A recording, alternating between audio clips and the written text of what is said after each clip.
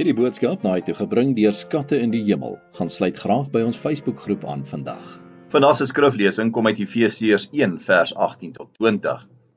Ek bid dat hy julle geestesoë so verhelder, dat julle kan weet watter hoop sy roeping inhou, en watter rykdom daar is in die heerlike erfenis wat hy vir die gelowiges bestem het, en hoe geweldig groot sy krag is, wat hy uitoefen in ons wat glo.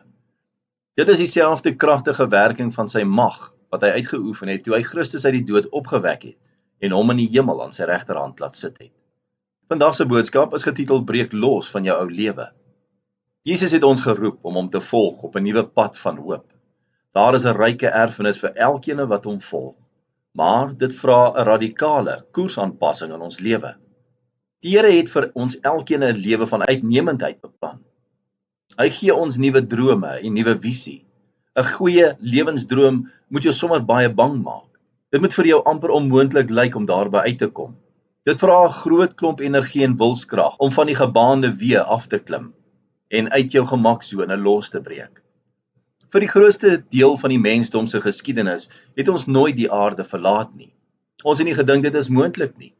John F. Kennedy het in 1963 die uitdaging gestel om 'n man op die maan te laat land voor die einde van die dekade. Die grootste uitdaging nog altyd was die gravitasiekrag van die aarde. 'n Spoed van 11 km per sekonde moes bereik word om die aarde se swaartekrag te breek. Om hierdie spoed te bereik is 90% van die ruimtetuig se gewig die brandstof wat dit aandryf, en die meeste daarvan gaan in die eerste minuut van vlug opgebrand word om die aarde se gravitasie te verlaat. So sê Tsiolkovsky se vuurpylwet. My punt is dit, jy kan spring soos jy wil. Jy kan nie self van die aarde afspring nie. Groot krag is nodig. My gemaksone, my ou lewe waarin ek koning was, het net so 'n massiewe aantrekkingskrag in my lewe. Waar gaan ek die krag vandaan kry om te verander, om los te breek, om te volg waar Jesus my wil lei?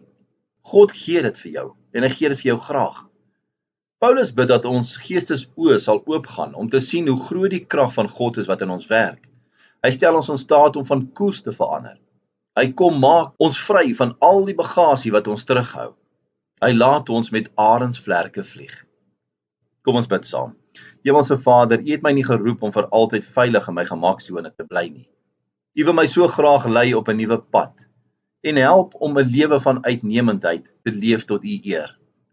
Dit is so moeilik om los te breek van my ou manier van dink en om te waag om op U te vertrou.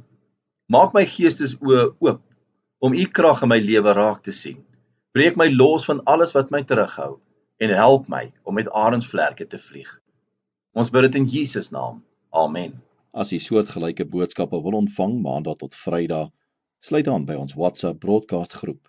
Stuur net jou nommer na 072 581 2973.